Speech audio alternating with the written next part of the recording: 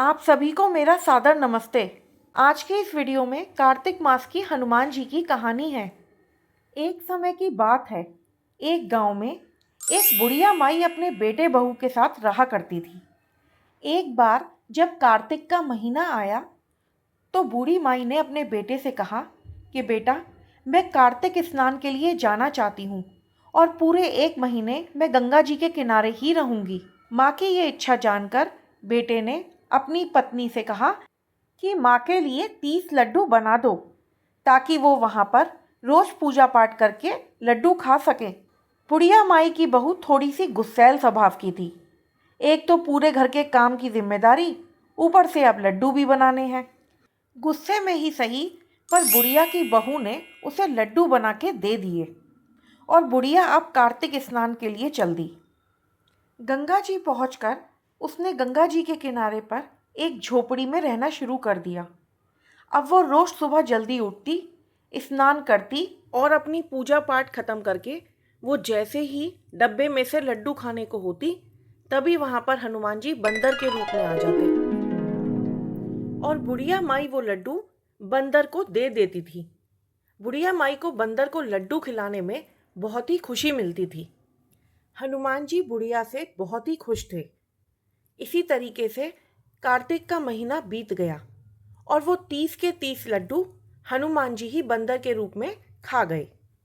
कार्तिक का महीना समाप्त होने को आया तो बुढ़िया ने अपने घर जाने की तैयारी शुरू कर दी। जब वो अपने घर जा रही थी तभी हनुमान जी उसके सामने प्रकट हुए और उन्होंने उसे खूब खूब आशीर्वाद दिया। उसकी झोपड़ी को भी महल में बदल दिया और उसका पूरा घर धन दौलत से भर दिया।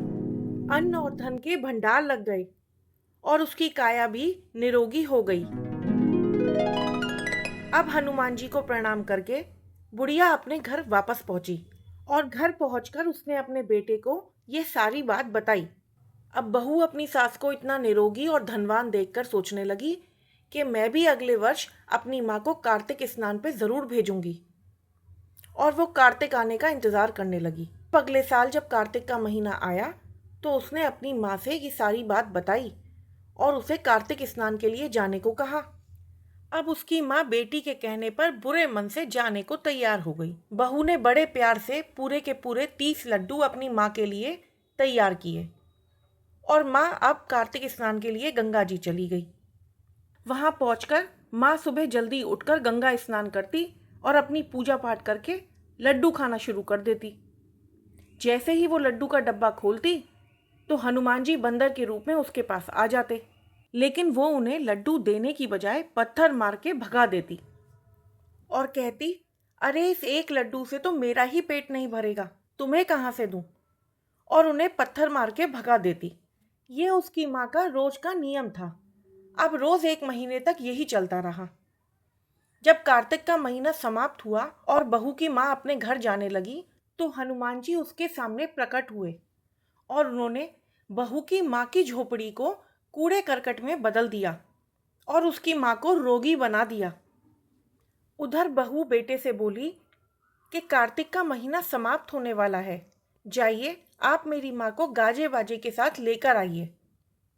पत्नी के कहने पर बेटा अपनी सास को लेने के लिए पहुंचा तो गंगा जी के तट पर क्या देखता है कि उसकी सास तो कोड़िन बनी बैठी थी और उसकी झोपड़ी की जगह कूड़ा करकट पड़ा हुआ था।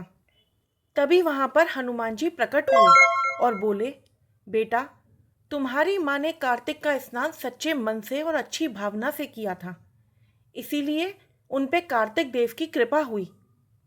लेकिन तुम्हारी सास ने बेमन से कार्तिक का स्नान किया है।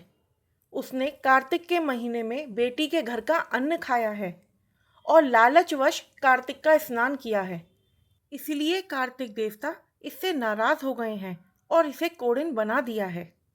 हे कार्तिक देवता, जैसे आपने लड़के की माँ पर अपनी कृपा और आशीर्वाद बरसाया, उसे निरोगी काया दी, उसे धन दौलत से संपन्न किया, वैसे ही सबको कीजिएगा और इस कहानी को पढ़ने वालों पर और सुनने वालों पर अपनी कृपा और आशीर्वाद सदैव बनाए रखिएगा। जय कार्तिक देवता की।